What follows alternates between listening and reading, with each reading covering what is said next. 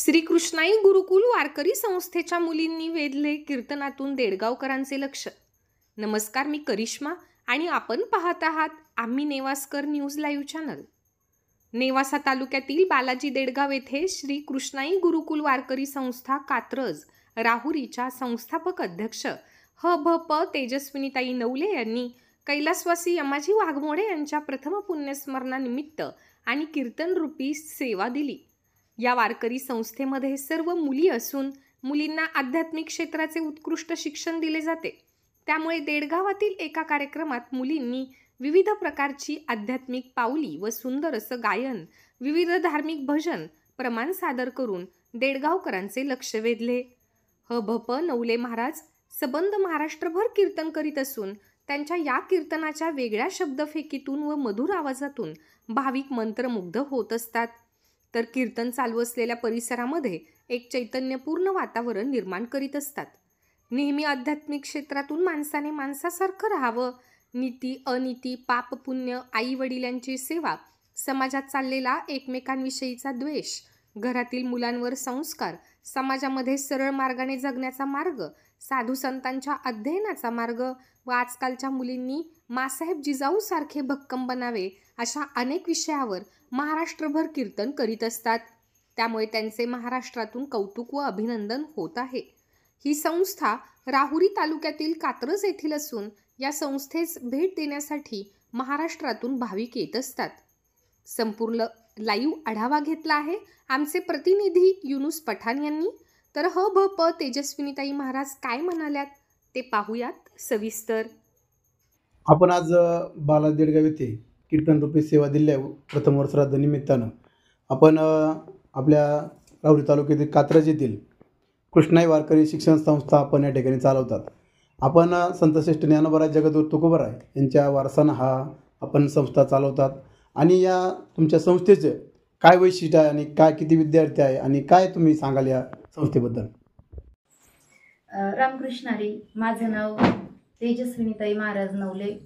आमची वारकरी शिक्षण संस्था श्री कृष्णाई गुरुकुल मुलींची वारकरी शिक्षण संस्था कात्रज, तालुका राहुरी, जिल्हा अहिल्यानगर.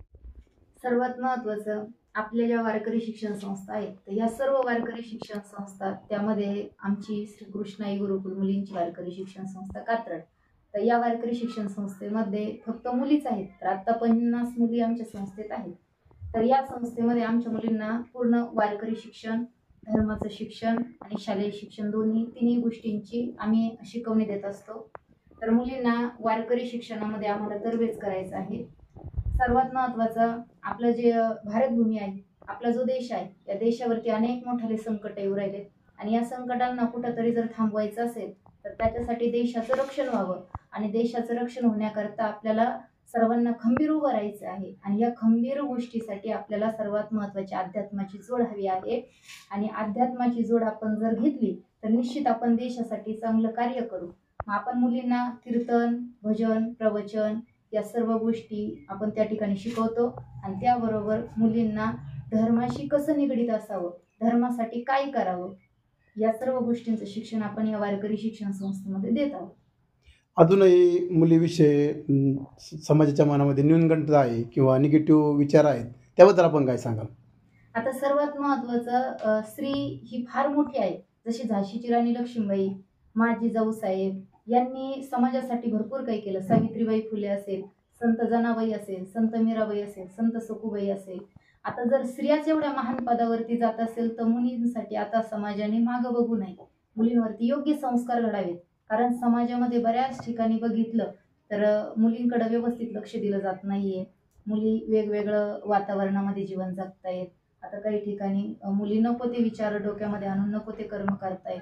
तर या सर्व कर्मापासून मुलींना बाजूला व्हावं आणि एक सुसंस्कृत मुलींनी बनावं, याच्याकरता पालकांनी आज मुलींना पुढे करायला पाहिजे. मुलींवरती पुढं करून योग्य ते संस्कार द्यायला पाहिजे. संबंध महाराष्ट्रभर आपण कीर्तन रूपी सेवा देत असतात. महाराष्ट्रातून आपल्याला भाविक आपले चाहते आहेत, त्यांना काय सांगाल? त्यांना एकच सांगणार की समाजासाठी जीवन जगा, कर्म चांगलं करा, आनंदाने जगा आणि आपल्या देशासाठी जे आपल्या हातून आहे ते चांगले चांगले कर्म करत जा.